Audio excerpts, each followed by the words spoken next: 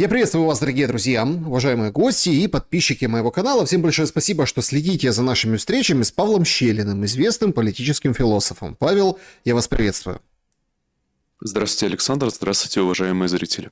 Друзья, всем большое спасибо за то, что, во-первых, откликаетесь на дискуссию, на обсуждение в комментариях. Это очень ценно. Тем более, что сегодня, как никогда, много вопросов у нас для финальной части. Ну, понятно, может, все не войдут, но тем не менее. Спасибо большое, что реагируете, что интересуетесь. Это означает, что все-таки темы, которые мы поднимаем, они действительно откликаются у вас в сознании, в душе, на сердце, да. QR-код, который видите возле меня, возможность на экране написать свой вопрос, там вне очереди, а так вообще в финальной части программы закрытый клуб зрителей Шелеста, там принимаются вопросы, и открыто в сообществе YouTube под анонсом нашей встречи масса вопросов уже есть, также чат будем подключать онлайн, но это будет в самом финале.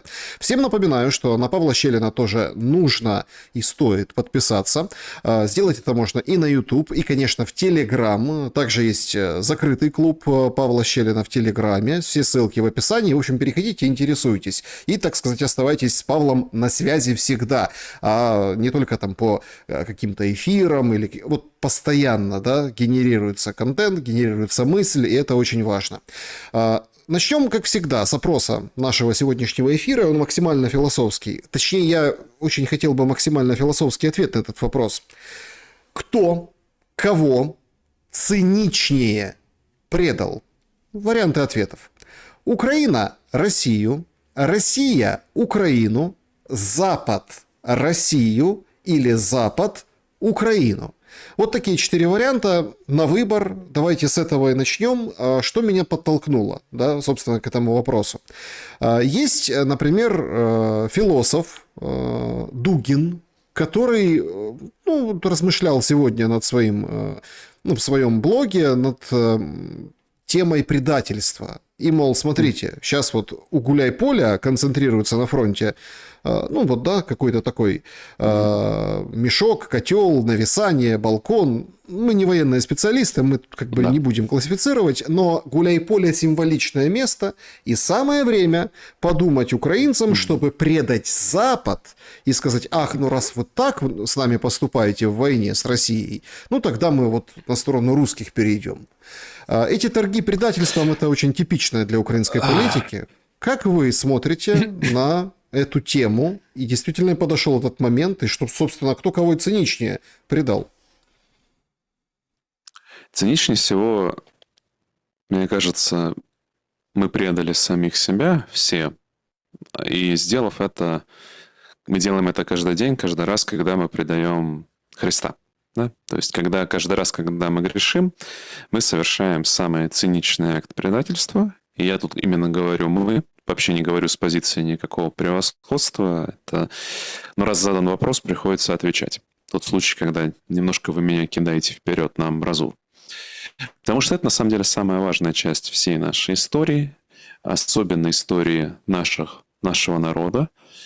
Потому что вся вот эта кровь гражданской войны, в каком-то смысле, и кровь внешней угрозы, будущая кровь руины, которая, мне не прискорбно это не было говорить, только-только начинается и только-только предстоит, вся она является расплатой за, прежде всего, самопредательство. И, наверное, я бы хотел большую часть сегодняшнего эфира говорить именно о самопредательстве, потому что, по крайней мере, через эту оптику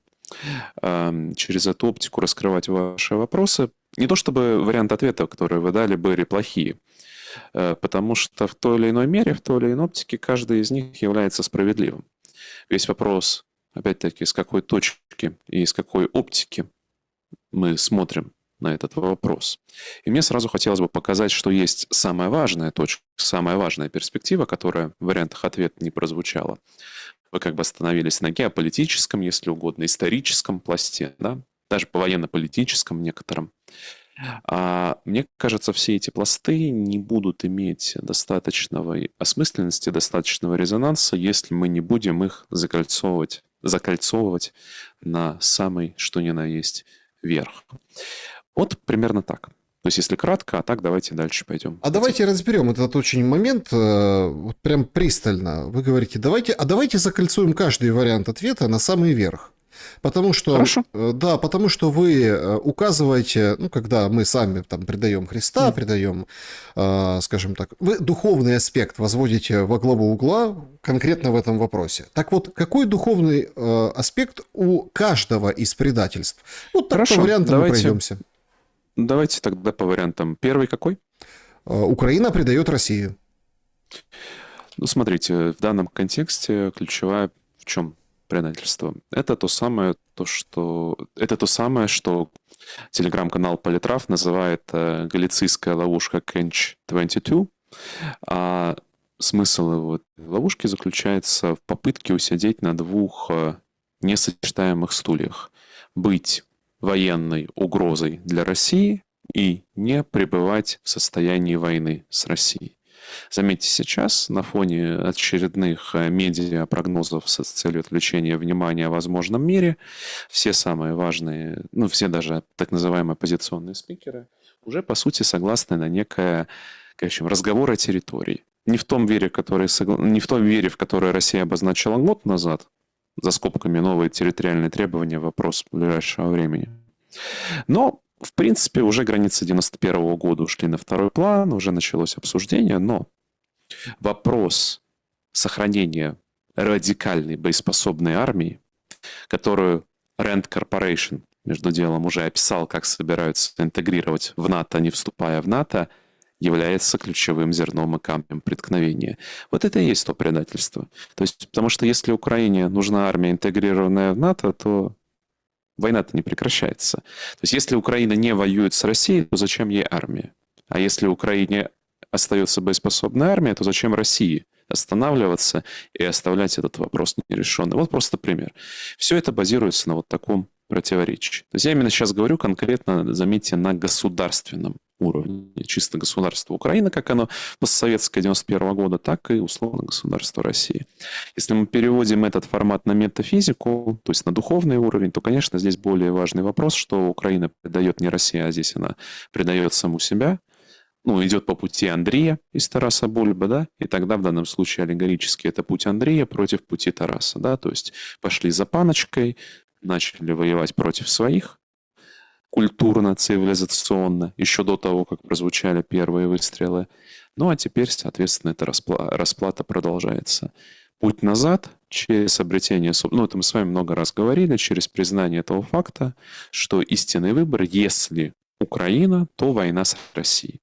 И, опять-таки, здесь я опираюсь не на свою позицию, я опираюсь на классику украинского национализма, начиная с 19 века, заканчивая 20 веком, заканчивая знаменитой Кучмовская «Украина не Россия». Вот если Украина не Россия, то, к сожалению, это тождественно Украина воюет с Россией, что, если будут какие-то сомнения внутри, обязательно обеспечат уважаемые западные операторы. Это первый уровень. Хорошо, тогда... В чем уровень духовного предательства России Украины? Потому что именно Россия, да, собственно, СВО бомбила. Вот это Дело не в СВО. Погодите, у многих, собственно, обида произошла именно украинцев на россиян именно в этом смысле. Потому что, условно, русскоязычные регионы сейчас наибольшее страдания претерпевают. Причем претерпевают и от тех, кто с запада Украины, их там называют ждунами и всем, чем как бы попало, да, и вообще идет дискуссия, а зачем нам воевать за этих людей, они сидят там по подвалам, не хотят эвакуироваться и, в общем, не хотят покидать свои дома. Да, мы что тут такие. И понятное дело, да, вот сейчас вот эта дискуссия вокруг там, ну, мы тоже неоднократно говорили, там, по перепрошивке Одессы, Николаева и, самое главное, людей, которых перепрошили боевые именно действия. Хорошо, но чтобы ответить на ваш вопрос, придется оттолкнуться сильно глубже, чем 22 год. Если мы говорим тоже в кавычках предательстве, то прежде всего мы говорим о самопредательстве. Главная, можно сказать, вина историческая, за которую, или грех, вина не очень точное слово, вот грех, за которое, если историосовски Россия пожинает происходящее сегодня событие, это ее собственный 91-92 год, ее 17-й год и немножко даже из 17 века, но на основном варианте 17-й год и 91-й. О чем суть? Окончательное решение на определенном историческом этапе развала об интеграции на Запад все-таки принималось в центре. Да, окраины всегда использовались внешним оператором для усиления давления на центр, это правда. Ну, и в имперскую фазу, и в советскую фазу.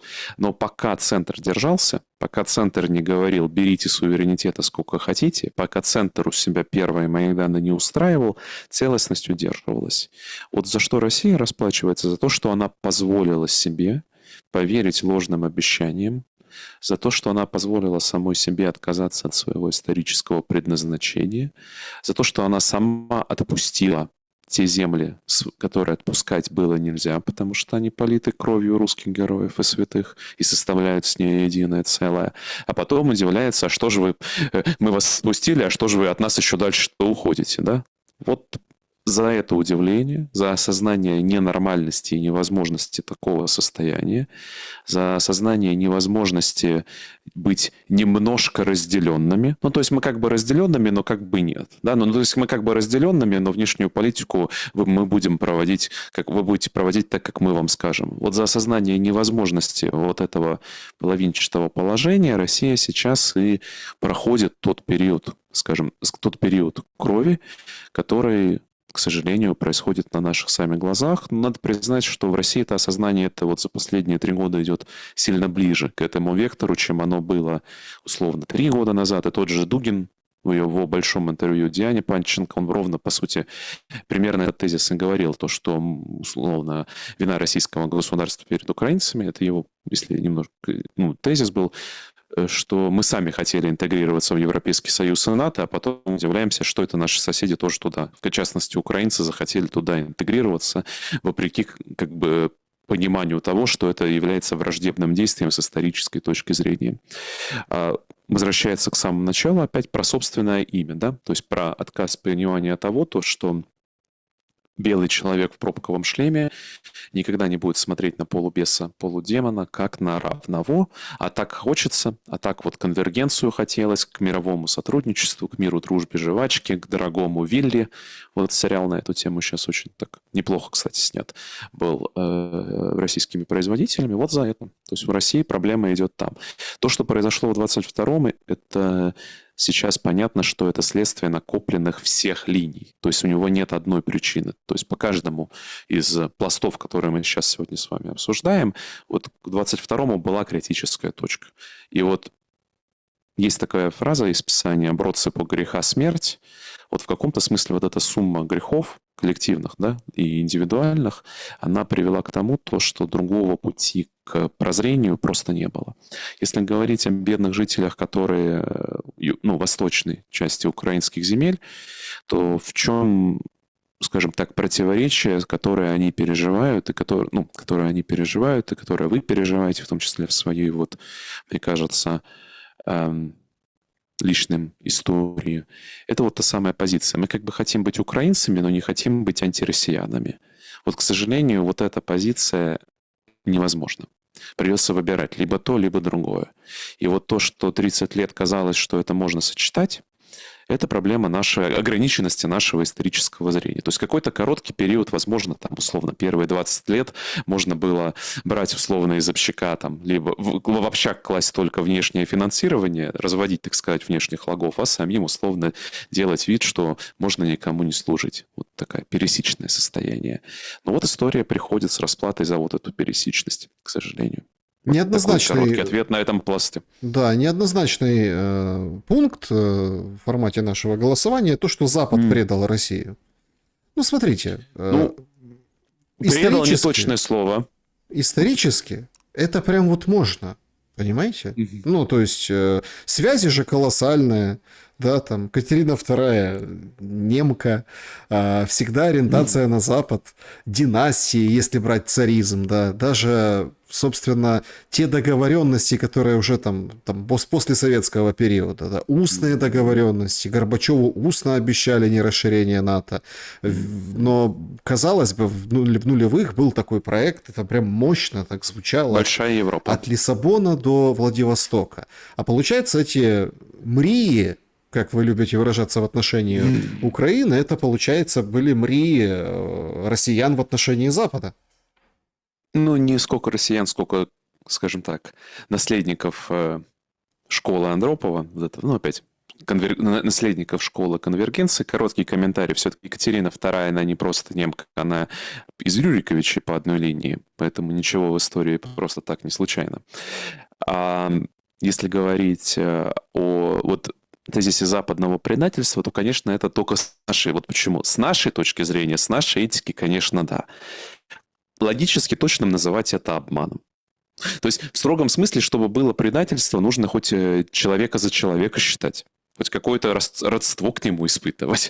А условно те-то белые господа и джентльмены, которые давали эти обещания, они как бы за людей контрагентов не считали, поэтому в строгом смысле предательством это назвать нельзя. Но то, что это был обман, да. То есть, разумеется, вот этот обман по то, что, условно, вместе, к общему благу, чтобы не было атомной войны, к общему вот этому процветанию, вот эта вся история, да. На практике законы исторических, скажем так, причинности оказались неизбежными, никто это делать не собирался, но обман вскрылся. Но заметьте, как парадоксально, что цена этого обмана стала, в терминах нашего дорогого друга Уралова, самооблучение.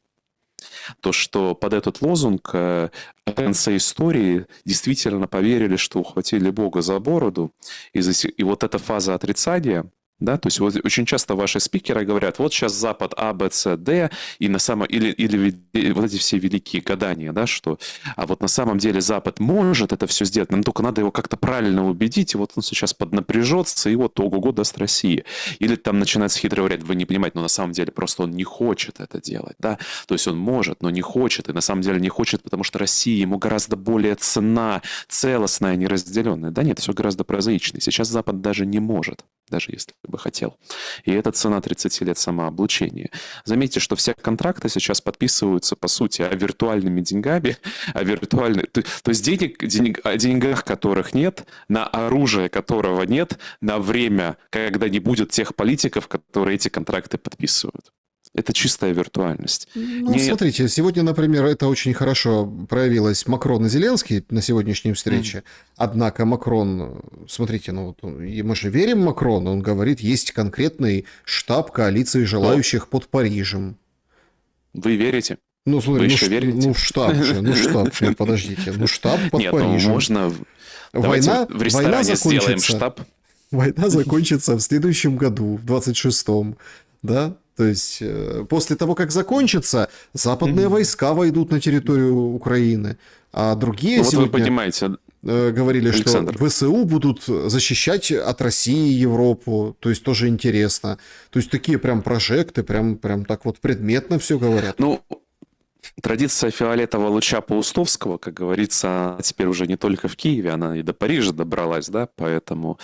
Но если говорить серьезно, даже эта цитата очень хорошо показывает тоже невозможность мира с точки зрения просто логического противоречия. Если, как только наступает прекращение огня, в Украину входят западные войска, какой смысл России прекращения огня? Ну, и какой... То есть, в принципе, и учитывая то, что цель России – полная безопасность всего западного фронтира, да, то есть всей этой земли. То есть единственное условие, при котором можно было бы в теории рассуждать о мирных переговорах, то самая демилитаризация и нейтралитет, полностью обнуляется тезисами о контингентах, войсках, ну, докладе Rand Corporation и прочих историях. И если вы думаете, то, что в России это никто не читает, ну, глубоко ошибаюсь. Но возвращаясь к нашей, условно говоря, теме, как возвести вот этот обман в высший уровень, то вот тот самый обман, да, то есть, с одной стороны, конечно, в западной этике, если ты обманываешься, то ты и лох, и, соответственно, никаких этических обязательств тебе испытывать невозможно, но по глобальной этике, по исторической, по историосовской, это все равно приводит на длинной дистанции к твоему поражению, потому что Господь рассеивает надменных помышлениями их сердец, а на светском языке это называется механизм самосбывающегося пророчества. Условно говоря, вот это именно хуцпа и такое отношение к договорам привело к тому, что российское руководство, которое вообще не собиралось с Западом конфронтировать, которое вообще не собиралось ничего вот это поднимать упавшее традиционное знамя, другого выхода у него не осталось. Просто физически не осталось другого выхода. И таким образом, через вот эти свои рассказы о страшной России, которую мы, тем не менее, так хитро обманули, вы и создали ту страшную Россию, которую теперь будете бояться. Вот такой хитрый механизм. То есть Украина сейчас антироссия, а Россия сейчас антизапад. Не совсем. Нет, Россия ищет саму себя. Россия в поисках самостояния и самодержавия. Последнее, что она хочет быть, это антизапад, но Запад всеми усилиями дает России понять, что она не Запад. Вот это вот важнейший урок, который уже Запад в обратную сторону ей дает, просто по той причине, что мы вас Западом не считаем. Заметьте, то, что в обратную сторону это не работало. В тезисе «Украина не Россия» русские, условно, украинцев никогда не людьми-то не считали. А вот в случае Россия не Запад, с точки зрения Запада, проблема именно онтологического человеческого статуса. В этом разница. Запад предал... Третий у вас какой был? Финальный, четвертый, это Запад предал Украину. Ну, опять, с точки зрения Украины, конечно, да. Но тут проблема то, что Украина смотрит на это по остаткам православной этики, где мы в ответе за тех, кого приучили, и если, условно, все-таки есть пределы у китка. Ну, по крайней мере, интересно, что предполагается, что у китка есть пределы. А с точки зрения Запада, конечно, нет, потому что индейцы, господа, то есть как джентльмен не может предать индейца просто потому, что он индеец, да? Поэтому, заметьте, никто же... И тут очень важный момент про ответственность, да? То есть украинское руководство, и, надо признать, очень многие ваши соотечественники сделали сами этот выбор, знаменитый полигон так полигон.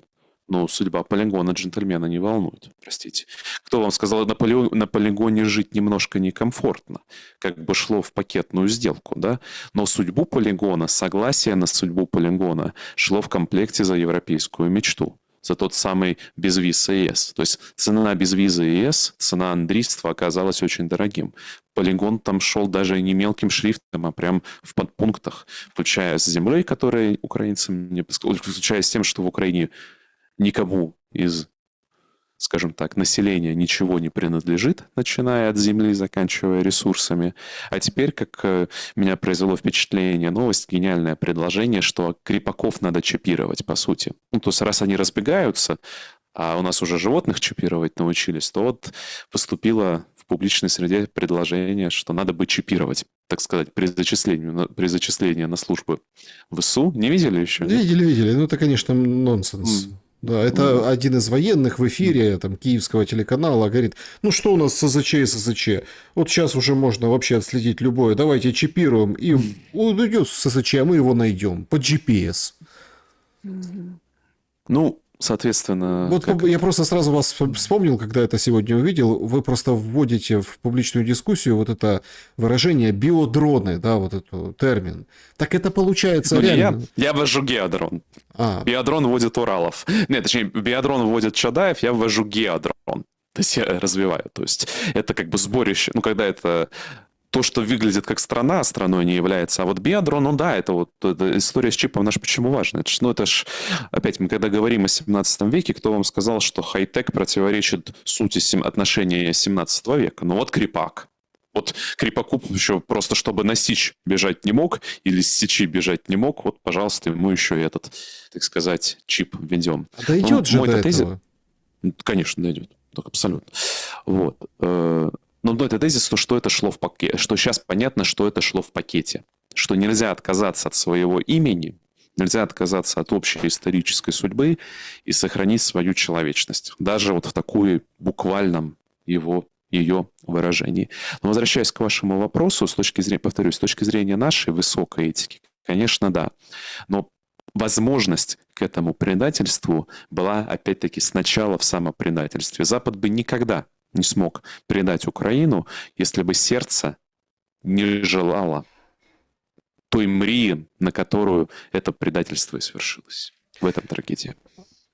Я ввиду вот этих всех размышлений о предательстве, да, проголосуйте, друзья, кстати, в нашем сегодняшнем опросе, я бы хотел остановиться на таком феномене золотых унитазов. Это прям, Прекрасно. послушайте, это прям вот феномен. Мы же, как говорили, золотой батон, там, пшонки, злочинная Влада Януковича, это все как бы вот... Смотрите, вот это вот Межигорье, когда Янукович бежал, а потом туда зашли активисты, они, это Пшонка, к которому прокурор бывший украинский, к которому там картины, вот это все в золоте, это были эффект таких трусов, которые вывернуты наружу. Так а сейчас, слушайте, 4-й год войны, мы видим ровно это же. Квартира Миндича с золотым унитазом не дает покоя прессе западной. Конкретно.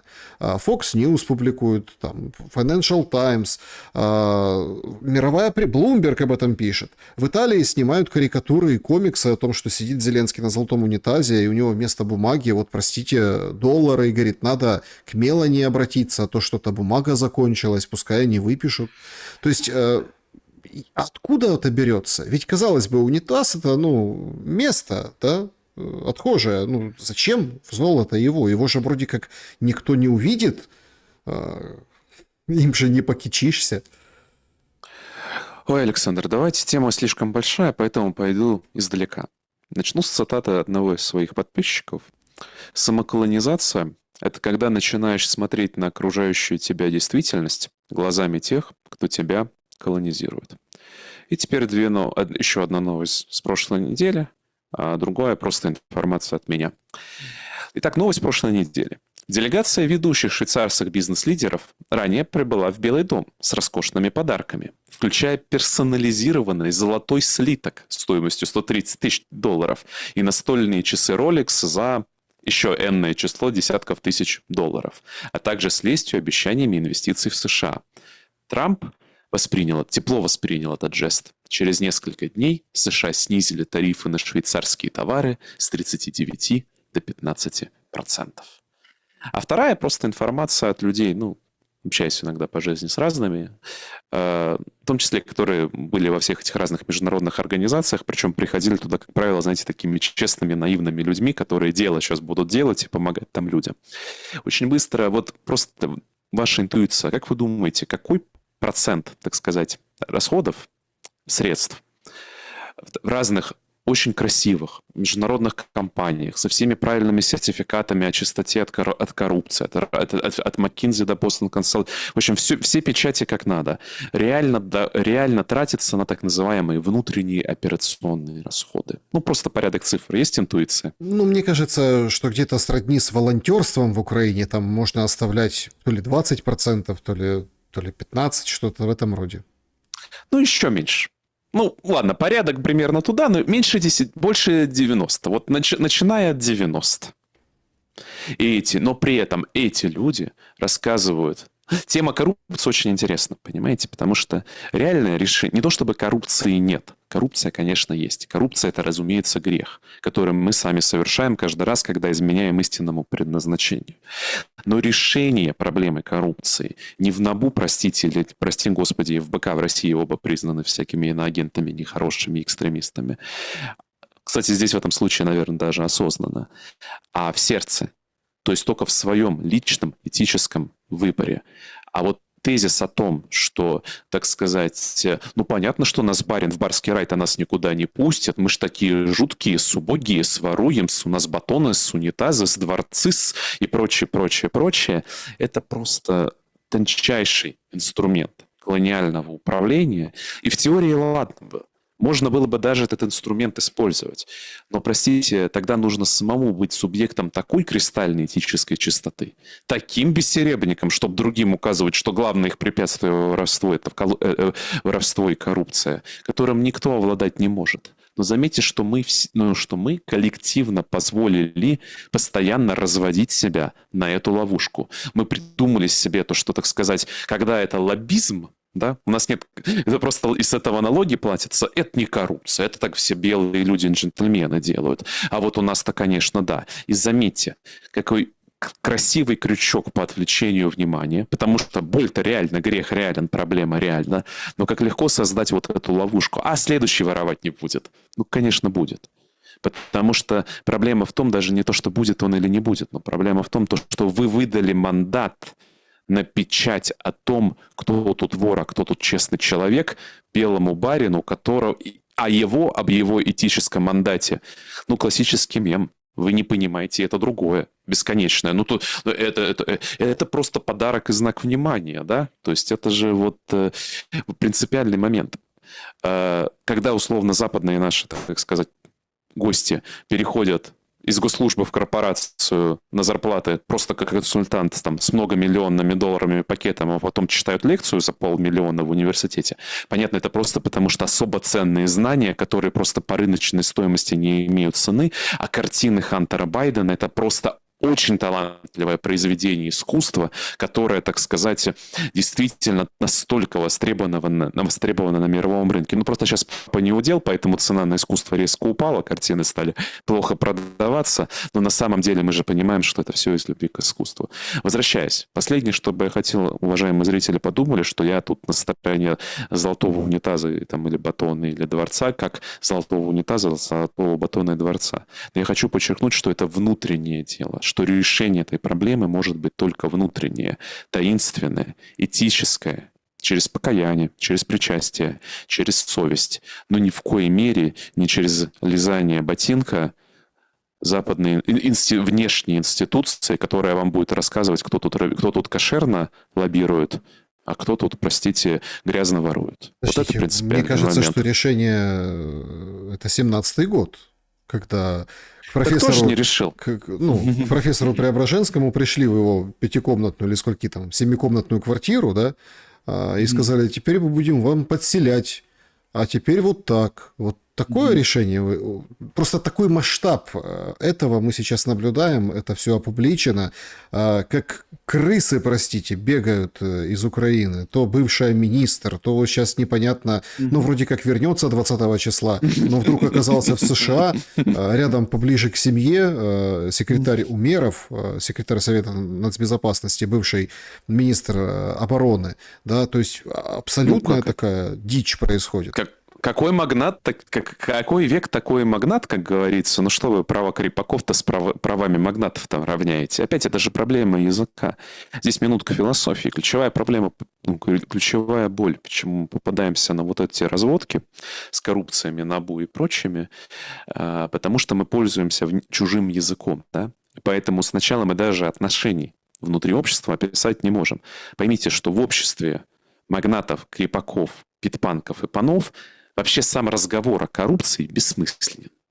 Разговор о коррупции – это принадлежность, я не знаю, там, модернового государства в западном европейском контексте, вот чтобы этот тезис был осмыслен именно в экономическом.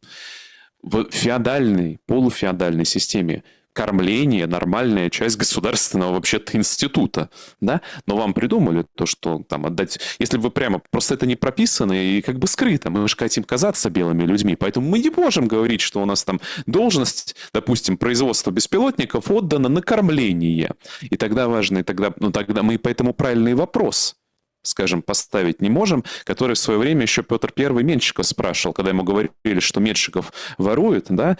Он отвечал примерно следующее. Да, конечно, я в курсе, что он ворует, но на пользу дела.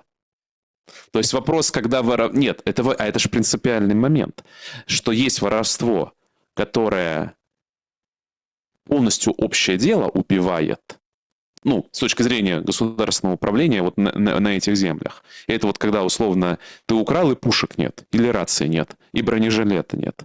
Есть воровство, когда это особый формат отношений, когда пушки-то в итоге появляются. Ну да, у тебя появляется там условно изба, дворец и прочее. Плохо ли это, хорошо ли это? Об этом стоит вести разговор на нашем языке в будущем.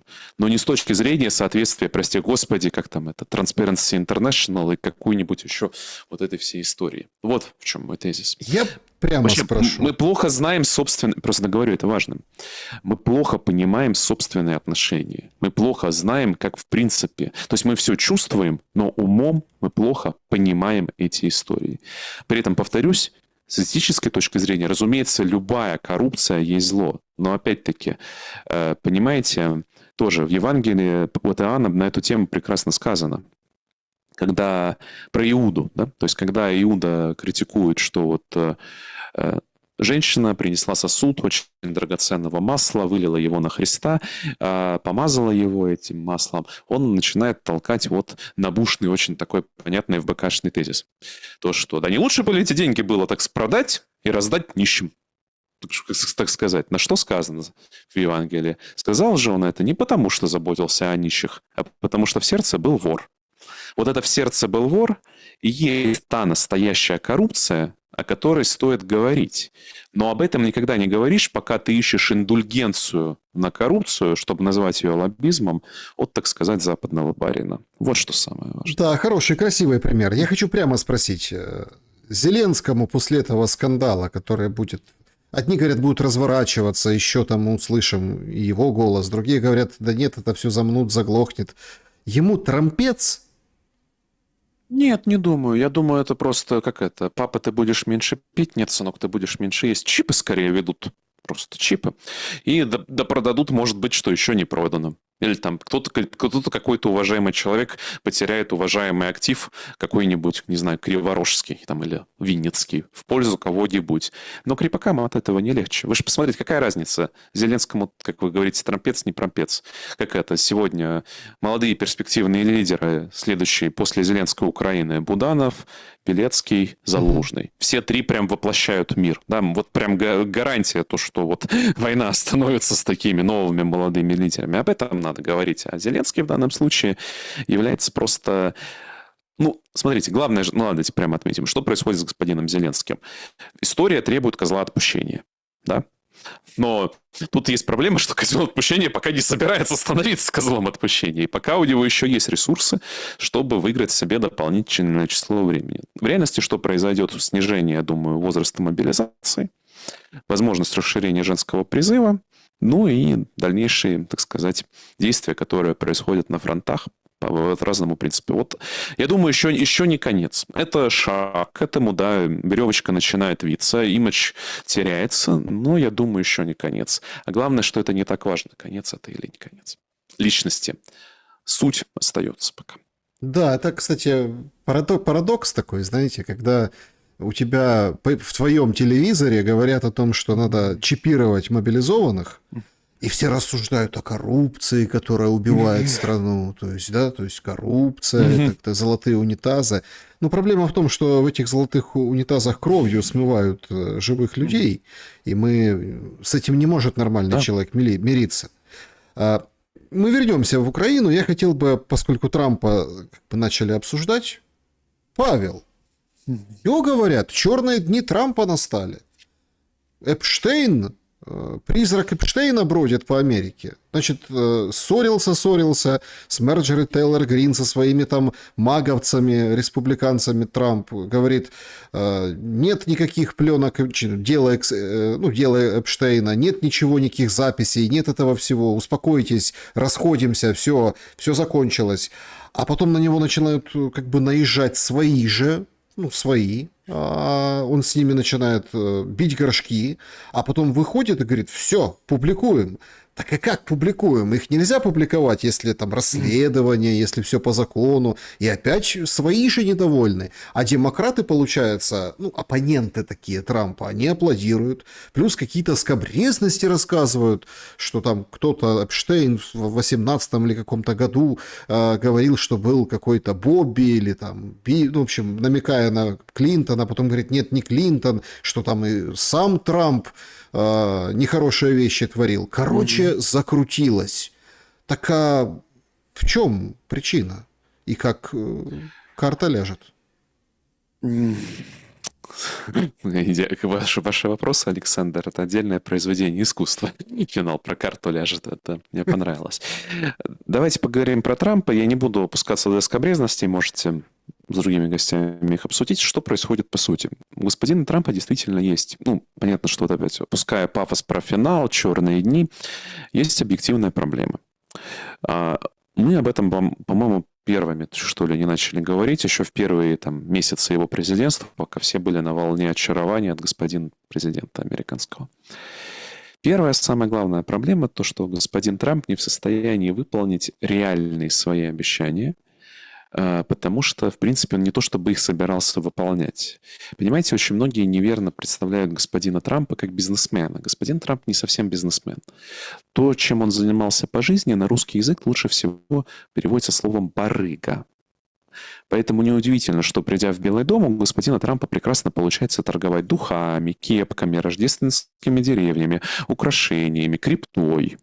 Вот это, на это он свое время в овальном офисе конвертирует прекрасно. Он прям очень органичен. Заключать сделки в жанре «ты мне слиток золота и обещания на триллионы когда-нибудь в будущем». И вот это все он делает прекрасно.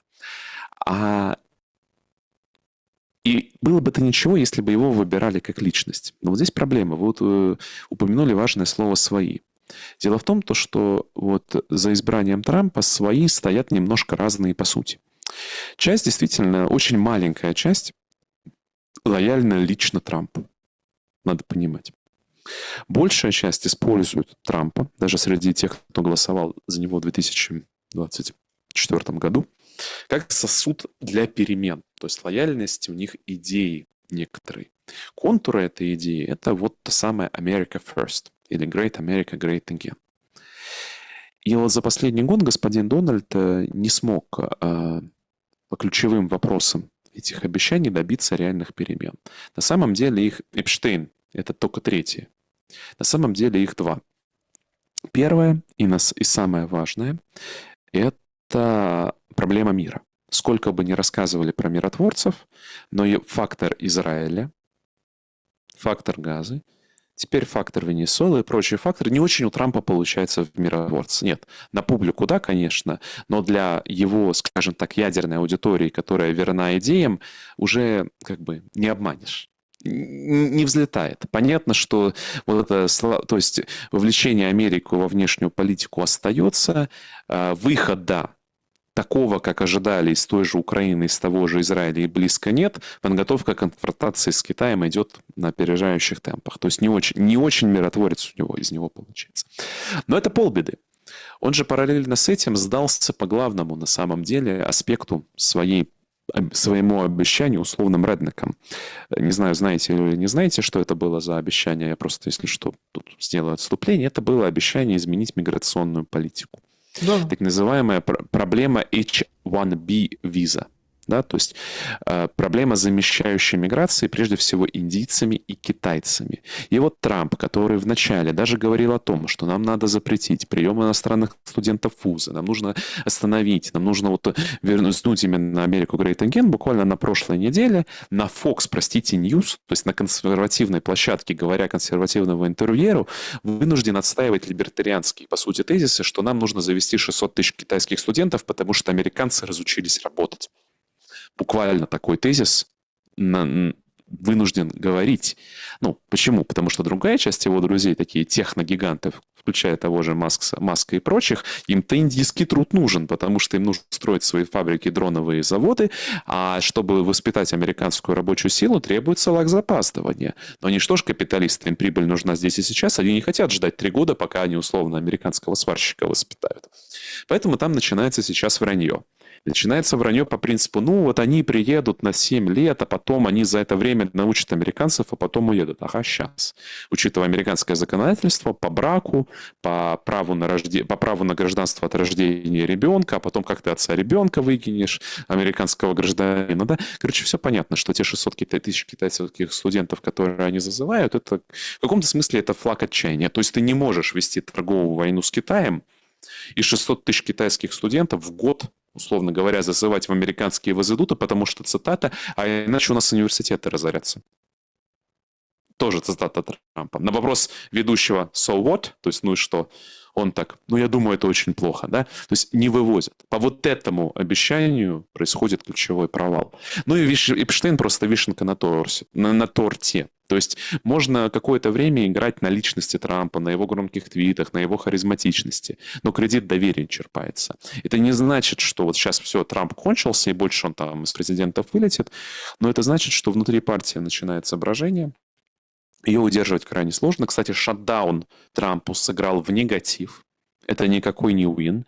Средние публичные опросы показали то, что большая часть американских независимых считает виноватым в шатдауне Трампа, а не демократов. То есть даже здесь он политические очки потерял. То есть да, как бы при замахе... То есть получилось как в русской пословице. От него кровопролития ждали, он чижика съел, или замах на миллион, а удар на копейку. И вот это просто нужно понимать всем тем. То есть все раскусили. То есть первые 2 месяца был мандат, мы говорили, на возможности были абсолютные. Хоть из НАТО выходи, хоть из ООН выходи. Хоть здание ООН сноси в Нью-Йорке. Даже такое можно было Гренландия, мы делать. помним, да. Да. А сейчас, ну, все понимают, что в лучшем случае на тебе верблюда, слиток золота и прекрасное рукопожатие. Никто не воспринимает всерьез то, что делает господин Трамп. Простите, даже Зеленский всерьез не воспринимает то, что делает господин Трамп. Кстати, тоже было показательно, что господин Трамп за год, даже если в будущем, не знаю, мы увидим падение Зеленского, тот факт, что господину Трампу потребовался почти год, чтобы даже не изменить курс, а просто одну фигуру заменить, простите, в полностью зависимой, ну, как он говорит, от него марионетки, это говорит о многом. Да, неплохой взгляд на происходящее. Но если мы... Опять-таки, очень хорошая у вас такая тонкая параллель между... Ну, вы о более таких обширных вещах говорили, но ведь действительно... Я просто вспоминаю первый срок Трампа, и там Зеленский был, и там вот этот импичмент, да, при первом сроке Трампа, и там это было после разговора с Зеленским, когда требовали и опубликовали стенограммы.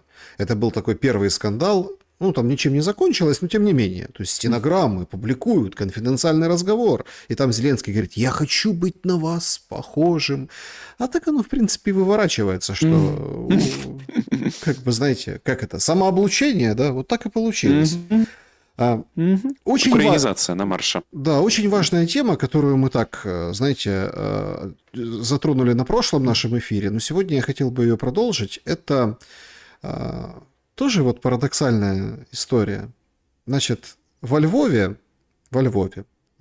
ученые, прям профессура, интеллигенция, прости господи, увидела на трамвае, что рекламу корма для животных, о том, что там первое слово кошки – это мяу.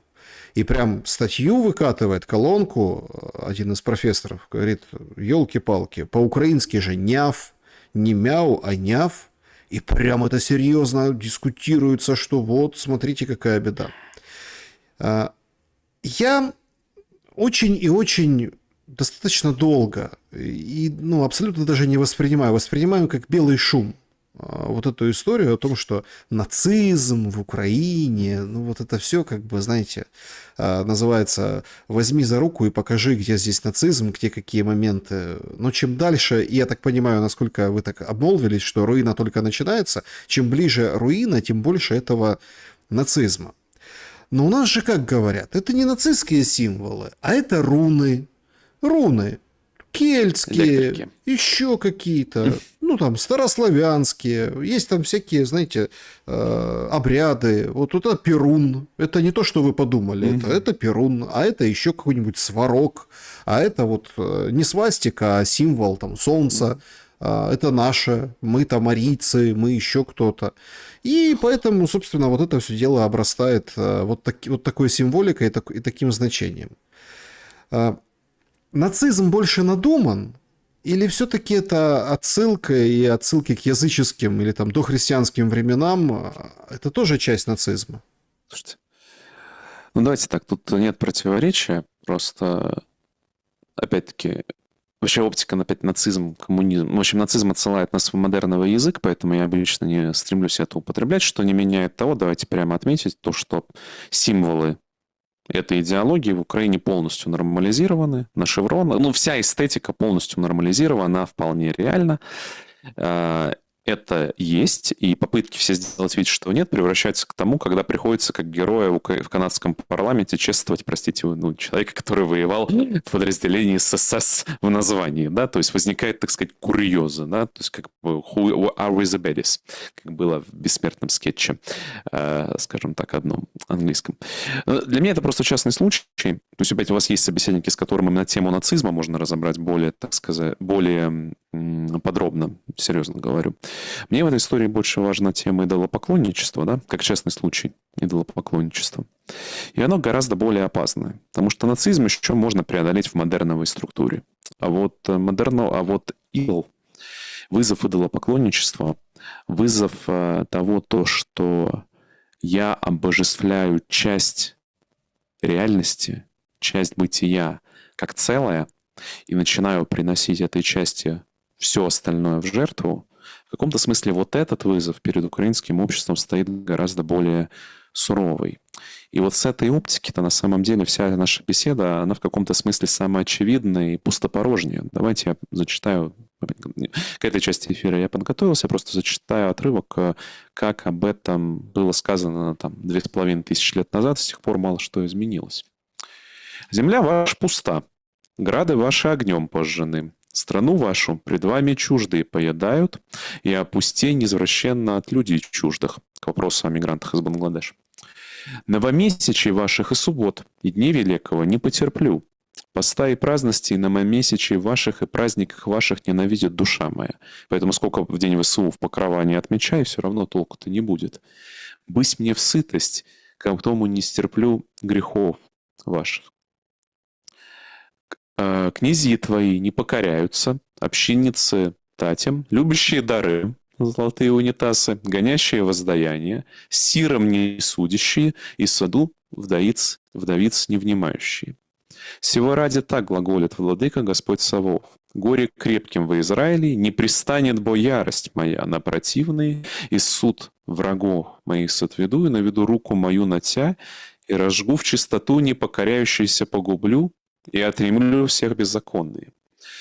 И вот так это все будет происходить, пока, соответственно, пока, пропускаю, «за неже постыдятся об идолях своих, и же сами восхотеша, и посрамятся о садех своих, и же возжелаша». То есть, видите, то есть вот этот механизм негативной обратной связи, приходящий к бесконечной трагедии и саморазрушению, к руине, одним словом, будет происходить, пока люди сами не постыдятся о собственных идолах, то есть о тех кумирах, которых сами себе создали, сотворили, сами возжелали в своем сердце. То есть пока проблема не в золотом унитазе, и проблема не в руне, а проблема в том, что сердце желает золотого унитаза и желает этой руны, чтобы получить статус уберменша и возвысить себя над крепаком.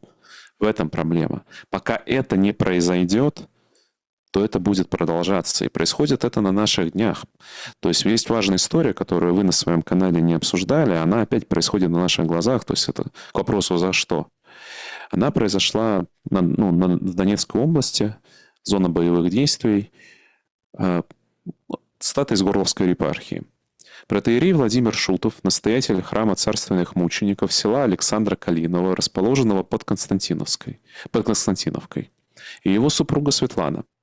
Отец Владимира и его жена, и семья прихожан с 8-летним ребенком попытались самостоятельно выйти из зоны боевых действий на российскую сторону. Люди решились на этот шаг после того, как храм, где они долгое время укрывались, был разрушен обстрелом. Запасы продуктов подходили к концу.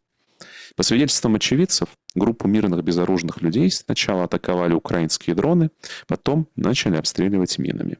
Раненых добивали дронами всю ночь. Всего погибло 7 человек. Вот это и есть идолы, которых желает сердце. Потому что с точки зрения уберменша этот поступок более чем нормальный. То есть он подтверждает ваш статус. Вы приносите в жертву этих людей своему идолу. Но потом не спрашивайте, когда гнев Господень возгорается, не покоряющихся погублю и отыму всех беззаконных от тебе. И дальше там много идет прям то, что происходит на наших глазах. Отымется крепость хлеба и крепость воды, исполинной крепкого, и человека, ратника и судью, и пророка, и смотрелого, и старца, и 50 начальника. И каждый будет угнетать ближнего своего. А когда попросят кого-то исцелить раны народа, то есть, допустим, наступает морок, а вы осознали, Зеленский зло, да, то есть там, но с идолами-то внутри не разобрались, даже тот потенциально чудом обрящущий достойный человек, единственное, если он честен, сможет сказать, отвечав день он и речет, «Не буду тобой начало вождь, не избо в дома моем ни хлеба, ни ризы, не буду начало вождь людям всем. Люди мои, приставницы ваши пожинают вас, и истязающие обладают вами. Люди мои, блажащие в вас льстят, и стези ног ваших возмущают». То есть не могу, то есть нет, то есть пока не будет вот этого внутреннего сердечного обращения, отказа от этого идолопоклонства, а возвращаясь к началу нашей беседы, отказа от самопредательства, пока само сердце не запоет от ужаса у самих себя внутри, что есть что-то не так, чтобы в дронами расстреливать священника, который с семьей пытается выйти хоть из зоны обстрела. А надо понимать, что я почему зачитал эту цитату, потому что на эту цитату была реакция, ну, то есть другие комментарии, в основном типа «так этим ждунам и надо». Это был, скажем так, средняя температура ответа украинского комментатора на эту новость, по крайней мере, публичная. Я не знаю, что происходит в тайне, но такие публичные сигналы мне говорят гораздо больше о перспективах того самого мира, о котором вы так часто меня спрашиваете, Александр, чем любые пленки Миндича и всякие разные инсайты, кто куда полетел и кто какие тайные переговоры под чьим кураторством ведет. Это все я цитировал из первой и немножко из 3 главы книги пророка Исаии. Но вот этот принцип работает безотказно. И не только для Украины. Он работает на самом деле ко всем участникам драмы, которых мы с вами посвятили первые полчаса. Просто каждому разные временные сроки, разные меры. Мы с вами знать не можем, папочек нам не носят, ни исторических, ни небесных. Но общая динамика, общие процессы идут по этому историческому закону. Как-то так. Да, друзья, мы подведем итоги нашего сегодняшнего голосования. Значит, кто кого циничнее предал? 3% Россия, Украину, 9% Запад, Россию. И вот тут как бы было такое на протяжении сегодняшнего эфира соревнование. В общем, 41% Запад, Украину и 46% Украина, Россию. Вот такие итоги мы получили. Что скажете, Павел? Я думаю, это скорее говорит про аудиторию. Вот про Запад, Россию это скорее более такая западная, европеизированная часть вашей аудитории, а те, которые более, скажем так, русско-традиционные, они за, скажем так, тот третий вариант, да, судя по всему. Тут про Украину, Россию. То есть это скорее говорит про аудиторию, но мне было бы важнее, мне было бы интереснее посмотреть, честно скажу, просто такого варианта не было. Может быть, вы в следующий опрос его внесете, сколько поддержки соберет вариант самих себя. Предали сами самих себя свое собственное имя. Это для меня был бы самый важный ответ. Да, друзья, переходим к вопросам. Значит, я всех призываю подписаться на канал Александр Шелест, тот, который сейчас в эфире, вы смотрите. Также канал Павла Щелина в Телеграме и основные каналы Александр Шелест и Павел Щелин. В общем, ссылки все есть. Ну и, конечно, закрытые Телеграм-каналы. Милости просим. Так сказать, присоединяйтесь. Это очень хорошая поддержка, и благодарим вас за нее, за эту поддержку. Из закрытого клуба зрителей Шелеста в Телеграм сначала вопросы, потом сообщество. И, конечно, чат-трансляции. Все не прозвучат, извините, но прям очень много вопросов. Но мы стараемся, видите, с Павлом чаще где-то встречаться. В общем, в любом случае, я думаю, что обязательно, как говорится, когда-нибудь ваш вопрос точно прозвучит. Да, точно прозвучит. Поехали.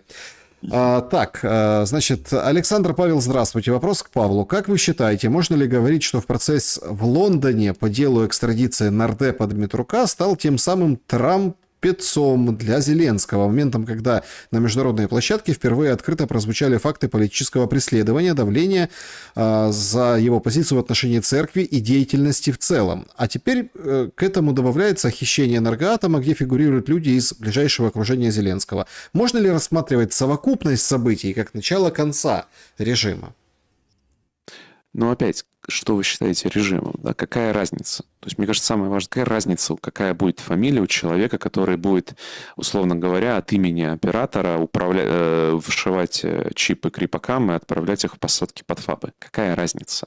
Ну, возможно, лично Зеленского, то есть, эта история рано или поздно подкосит, и он встретит свою личную судьбу Сикорского. Но вам-то какая с этого лично разница? Мне кажется, это более важное в нынешних условиях. Да, продолжает этот Миндичгейт занимать умы. Виктор, например, пишет. Заметно, что офис президента проводит информационную кампанию вокруг коррупционного скандала в следующих нарративах. Зеленский ничего не знал, он над схваткой, безжалостен ко всем проявлениям коррупции. Раз Коломойского посадил, значит, других посадит. По вашей оценке, удастся ли им продержаться в информационном поле в таком же ключе до момента, когда тема не уляжется или не перебьется чем-то очень значимым? Ну, смотрите, удастся им это или не удастся, зависит не от их информационных нарративов, а зависит от того, сторгуется ли он на данный момент с оператором. То есть источники жизни и легитимности господина Зеленского не в Украине. Да? То есть нужно понимать, это результат той сети договоренностей, там, сделок, китков, в которых он участвует на западной арене. Поэтому если сторгуется, ну, говорю, главное, допустим, то, что мне кажется самым очевидным, предмет торга – дополнительное число боевых колопов. Европейцы же говорят, им 3 года надо подготовиться к войне с Россией. Вот если он там условно выиграет им еще там полгода, год времени там, дополнительным снижением мобилизационного возраста, значит продержится. Вы же понимаете, что Майданы с картонками, они только тогда работают, когда они кого надо, картонки, да? И когда они благословлены, так сказать, оператором. Вот пока благословение не получено, но сигнал подан. То есть это вот элемент вот этого торга на вот этом пласту. Вот просто, ну, мне кажется, это очень важно понимать зрителям особо в Украине, потому что самое ошибочное – это вот получить новую надежду. Но вот сейчас белый барин-то нашего-то коррупционерка-то скинет, и вот сейчас-то у нас так потекут молочные реки с кисельными берегами. К сожалению, нет. К сожалению, нет. Да, значит, Анна задает вопрос. Заметила, что до сих пор в российских телеграм-каналах сообщения об ударах по Украине собирают смайлики со слезой, хотя количественно их стало значительно меньше. Были тысячи, Да. сейчас сотни. Украинцы же любую плохую новость из России, гибель, там, бабушки или сумасшедшей матери 6-летнего ребенка, убийства, лайкают и смеются совершенно адскими комментариями. Мне кажется, что это саморасчеловечивание бьет в итоге по самим украинцам. Я даже представить себе не могла полицаев в 21 веке. Ну, ТЦК доказали обратное. Более того, находятся люди, которые их защищают. Как вы оцениваете эту самоиндукцию украинцев? На каком-то не бытовом, а на более высоком уровне, что ли? Спасибо. Ну, давайте первое. То есть, к сожалению, действительно, за годы войны нужно отметить, что сочувствия меньше стало. Мгм. То есть, это правда. Радости пока все-таки тоже меньше, но и сочувствия стало меньше. То есть, за 3 года, ну, опять, украинское руководство долго убеждало россиян, и украинские, скажем так, комментаторы долго убеждали россиян, что каждая цель – это военная цель, то, что все оправдано, и, скажем так, кредит сочувствия был сильно исчерпан. Это нехорошо все равно для России, это не значит, это не говорю о том, что пассивность есть благо, но вот это, то есть есть кресты, если угодно, да, то есть это, если говорить про православные традиции, от которых нельзя получать удовольствие. У господина Померанца была на эту тему великая цитата, что дьявол начинается с пены на губах ангела, опьяненного праведностью своего гнева. Вот это опьянение – это тот роковой вызов, который, ну, всем сердцем я желаю и стараюсь как-то участвовать, чтобы его удалось избежать. Что, тем не менее, не отменяет той тенденции, которая происходит. Пока я не думаю, что это опьянение произошло, но кредит, повторюсь, сочувствия теряется. Если же говорить в обратную сторону, ну, это та самая часть язычества. Полное разочеловечивание необходимо, чтобы приносить жертву идолам. Тут вот это ровно что то самое прикладное, то самое прикладное язычество, о котором мы с вами, Александр, говорили. Видимо, я думаю, вообще это может быть такой важной рефреновая тема. Она до сих пор, мне кажется, не получилось ее полностью раскрыть. Но вот это несведение, условно говоря, человека до крови, низведение его до жертвы в принесении идола, в данном случае все время вспоминаем канатопскую ведьму и эту богиню Мавку, так сказать, которая... В общем, задумайтесь, когда говорят «все будет Украина», о каком именно идоле идет речь. Примерно так. Сообщество YouTube. Очень интересно, как Павел Щелин решает дилемму вагонетки. Дилемма вагонетки, напомню это всем, когда вот у тебя несется вагонетка, на этой стороне стрелки много людей, она убьет, а на другой один человек. И вот грань между действием и бездействием, то есть переключить вагонетку или как бы оставить. Переключите стрелку или нет. Ну, это такая классическая, такая задача, что ли. Как вы ее решаете? Мне кажется, вот этой дилемме, то есть мне не подходит, если угодно, сам подход. Да. То есть, мне кажется, сама постановка вопроса говорит о том, что есть этически невозможные выборы, на которых можно найти логическое решение. А весь смысл истории в том, что любое решение логически будет плохим. И единственный на него ответ – это то этическое состояние кондуктора, там, я не знаю, или человека, там, который с этим, условно, стоит за этим рычагом. Но это решение не логическое, а сверхлогическое, то есть этическое, то есть это тайна. То есть в этот момент, мне кажется, нам интереснее было бы порассуждать, а какой жизненный путь прошел человек, который оказался за вот этим рычагом. Вот. И что находится на его сердце. А логически, через математическое уравнение, все ответы ведут в Освенцим. Вот и все. Интересно. Спасибо большое, кстати, за этот вопрос. Значит, Да, вопрос хороший. Очень, очень спасибо кто задал. Да, значит... Здравствуйте, Александр. Павел. Наталья спрашивает. В существующих реалиях выгодно ли России делить Украину на две и более частей? Ведь сильный и самодостаточный сосед вроде как безопаснее слабого и безвольного. Что вы думаете? Спасибо. Никакого сильного и самодостаточного соседа. Это все сказки. Это вот то заблуждение, которое у России было. Просто самодостаточность невозможна. И особенно с силой. Как только появляется сильно самодостаточный сосед, появляется внешний оператор, который объясняет этому соседу, кто виноват в том, так сказать, куда направить его силушку-то богатырскую. Поэтому Россия, повторю, опять с точки зрения российского руководства, которое оно не меняет уже на протяжении последовательно. То есть мы можем это говорить. Украина будет демилитаризована. То есть сильным она не будет в любом случае. Как именно это произойдет? Здесь нужно обладать хрустальным шаром. Общие контуры мы с вами обсуждали, понятно. Есть территории разного интереса. Есть зона имперского освоения, которая Россию интересует, как интеграция на среднесрочную перспективу. Есть зона демилитаризации простой. И есть, возможно, зона особого колхоза для самых, так сказать, продвинутых, вот чтобы поляки с ними мучились. Вот, я как понимаю, примерно нынешнее состояние. Но эта третья зона очень маленькая. Условно, ЗУНР. Вот ЗУНР, как я понимаю, руководство России не очень интересует. Западноукраинская Народная Республика, можете посмотреть ее примерные границы. Вот там, вот здесь разговор может быть, и то далеко не факт. Да?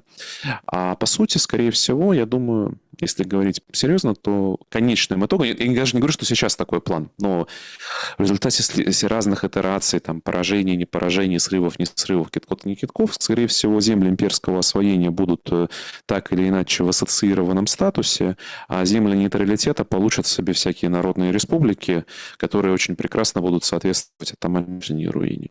Но это такой логический прогноз, как оно будет на практике, зависит от огромного количества неопределенности. Но общий вектор остается: земли имперского освоения плюс руина. Если не будет происходить божественного вмешательства напрямую, по сути. Павел, с философским пароходом мы многое потеряли. И можно ли сравнить бегство нынешних лидеров мнений с тем ущербом? Первое – да, второе – нет. То есть от первого потеряно было действительно очень много. Собственно, плоды этих потерь Россия пожинает до сих пор и изучает его, скажем так, пытается примирить этот раскол тоже, переплавить этот раскол. А вот сегодня совсем этого нет, причем есть одна простая причина. Тогда, когда люди покидали Отечество вынужденно, Они не обманывали себя, что они покидают Отечество. Это там было иногда ради безопасности, иногда это было трагично, но они, даже будучи за рубежом, первым делом основывали церковь, подчеркивали свою связь. И большая часть из них, заметьте то, что когда наступила Вторая мировая война, когда Великая Отечественная отказалась от сотрудничества. Была часть, которая согласилась. Как правило, это связано уже с личными историями мести. То есть, ну, условно, человек всю семью потерял и не смог простить, и там через 20 лет пошел мстить. Но, допустим, тот же самый Деникин, хотя ему много раз предлагали, полностью от этого отказываться. Не говоря уже о других. Скажем так, Стравинский в Вашингтоне первым делом начал собирать концерты. Да, в пользу России, ну, в пользу Советского Союза, в помощь Советскому Союзу. А вот нынешняя волна эмиграции в массе своей Отечество не покидает. Оно никогда их Отечеством-то и не было. Они, можно сказать, на родину возвращаются. Это особенно, к сожалению, стало ясным нам, когда вот эта вся история про «я не могу жить в стране, которая воюет с соседями». Вперед, Израиль! Да, да. Здравствуйте. Сегодня хочу сказать спасибо, Александр, за то, что вы делаете. С Павлом познакомилась именно у вас. Стараюсь следить за его творчеством. На других площадках следовало бы задать вопрос про политику, религию и философию, но я снова не придумал. Это Дима пишет. Поэтому у меня такой вопрос. Какой у Павла любимый цвет? И постскриптум. Привет из города Днепропетровска и удачи. Вам гораздо больше удачи. Дай вам Бог остаться человеком, сохранить себя как человек в это тяжелое время в городе. Тяжелым сейчас для жизни. Темно-голубой. Мой личный темно-голубой. А как цветовая гамма... Но не синий. Нет, не синий. Ну, прям темно-темно-голубой, такой получерный, пурпурный туда же. Вот, ну, такая смесь на границе вот этого. А эстетически мне нравится, ну, то есть больше всего откликается, конечно, гамма русской иконографии, то есть те цвета, которые есть на русской иконографии, это там красное, золотое, голубое, ну, опять небесно-голубое, зеленое. То есть смотрите на Троицу, вот у Андрея Рублева, господи, звучу дико пафосно. Простите меня, уважаемые зрители, за этот ненужный пафос, но вопрос просто очень личный, и на примерах проще всего объяснить. Вот это очень близко. Там и черный, соответственно, встречается цвет. Вот. Но любимого художника, когда закончу обустраиваться, снова увидите за моей спиной, Репин, это я говорил. Привет, Александр и Павел. Мой вопрос тоже от Павла. Предыдущий тоже Павел задавал. Как вы считаете, к чему приведет прогресс, изменение генома человека, развитие компьютеров и биотехнологий? Останемся мы людьми или переродимся в другой вид? Какое ваше видение общего цивилизационного будущего? Что нас ждет? Ну, я вижу то, что... Смотрите, мое видение, здесь я приведу... Вам тоже литературный пример, чтобы более, если вас это интересует, пропустить через себя. Есть такая книжка Клайва Льюиса «Мерзейшая мощь» называется. Вот там про все эти и геном, и искусственный интеллект очень хорошо, на самом деле, образно и понятно, прям в сердце попадает, доходит. Поэтому мой ответ будет с приближения. Будут очень сильно пытаться, конечно, потому что это такой, знаете, последний, если угодно, рубеж для нашего граблей, то есть попробовать еще раз, условно, не получалось все через институты, классы, объективные законы истории, но сейчас через искусственный интеллект получится решить человеческие антропологические проблемы не через обожение как теозис, а становление сами себе богами через технологию. Но в конечном итоге это тоже не получится. Каково мнение Павла о Петре Первом? Является ли он губителем русского духа в своем желании поставить Россию на западные рельсы? Татьяна. Губителем у него стать не получилось все-таки. Но сильно сложная фигура. Как государь, будучи государем, конечно, много чего он сделать ему удалось. То есть, по сути, Петр действительно сделал важную на тот момент задачу историческую, вывел Россию, русскую традицию в имперскую фазу, к чему ей действительно нужно было выходить, это была объективная потребность. Но та форма, тот метод, через который он сделал этот выход в имперскую фазу, следуя наследию своего батюшки Алексея Михайловича, стратегически принесла России больше ущерба. То есть он решал правильную задачу, но методы ее решения на длинной дистанции, на мой взгляд, оказались более негативными. То есть сложная фигура, как и всегда в нашей истории. Чат трансляции. Можете пояснить парадокс защиты русского мира? пока идет война, до выполнения всех целей и задач, в России и в Украине проводится политика замещения коренного населения совсем не славянами. Мгм. Ну, про Украину это отдельно. То есть это разные процессы, они не скоординированные, да. Если говорить о России, то мы видим то, что только-то на фоне войны хотя бы этот вопрос стал ставиться под сомнение, и стали предприниматься какие-то действия, направленные на нормализацию, скажем так, миграционных отношений, миграционных потоков. В чем, ну, как бы процесс исцеления идет очень медленный. Вы же не забывайте то, что пока классическая вот эта позиция либерал-государственника, она, скажем так, начала немножко давать крен в одну из сторон, но до конца не ушла. По принципу «за деньги да, но за державу обидно», напоминаю. Это главный принцип либерала-государственника. А вот в Украине это вообще тут не субъектный вопрос. Ну, как не субъектный вопрос? Как бы полигон так полигон, он же во всех смыслах полигон. Вот будут смотреть, насколько хорошие из бангладешцев крепаки получаются. Тоже вполне понятная вполне история. Опять-таки, не забывайте базовый тезис. СВО – это трагедия. Ну, то ли война – это трагедия. Это не то, что мы так хорошо жили, ого-го, и маленькая победоносная война, все прекрасно. То есть сам факт войны – это явление того, то, что есть фундаментальные ошибки в нашей жизни, то есть и в моей, ну, начиная от моей личной, заканчивая нашими коллективными. И поэтому тут это постоянно позиция встречает непонимание. То есть когда говоришь о причинах, да, то есть почему-то слышится как оправдание. Но я об этом много говорил раз. Сама вот эта тезис, то, что у меня есть там, как это, стульчик, с которого я имею право кого-то там оправдывать, опять, святые могли бы оправдывать или не оправдывать войну, я к ним не отношусь. Для нас это просто знак того, то, что мы накопили некую критическую массу ошибок. Мы опять посвятили первую часть эфира очень подробно освещая эти ошибки на всех уровнях, а потом удивляемся, что как бы пришла война. Но напоминаю то, что опять, если говорить про Евангелие, то ну, в преддверии Рождества, ну, сейчас начинается рождественский сезон длинный, и там же есть в Рождестве очень важные слова. Залог мира.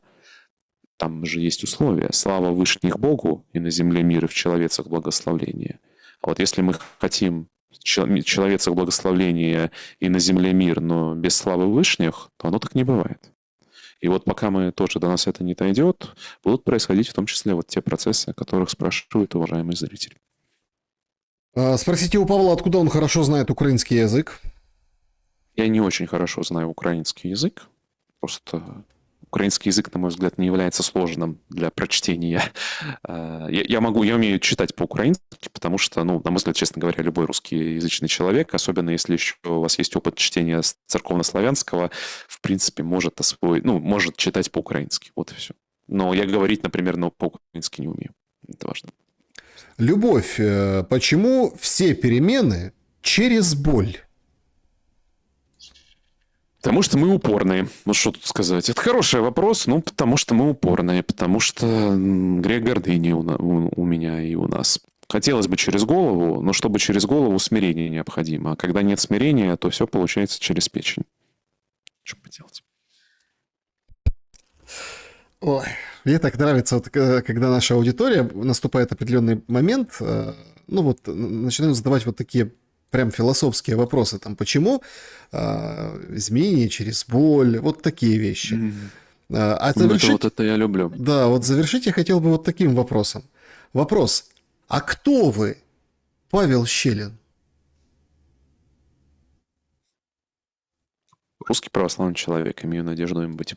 Философ по роду деятельности еще, добавок, политический. Павел Щелин был моим собеседником сегодня. Спасибо вам большое за время и мысли. Всех вам благ, Александр. Всех вам благ, уважаемые зрители. Друзья, очень большое спасибо за все те вопросы, которые там вошли, которые не вошли в наш сегодняшний эфир. Еще раз всех призываю подписываться на Павла Щелина в Телеграм, открытый и закрытый Телеграм, Ютуб. Конечно же, ставьте лайк этому выпуску, чтобы его услышали как можно больше людей. Ну и самое главное, берегите себя и друг друга. Добра и света.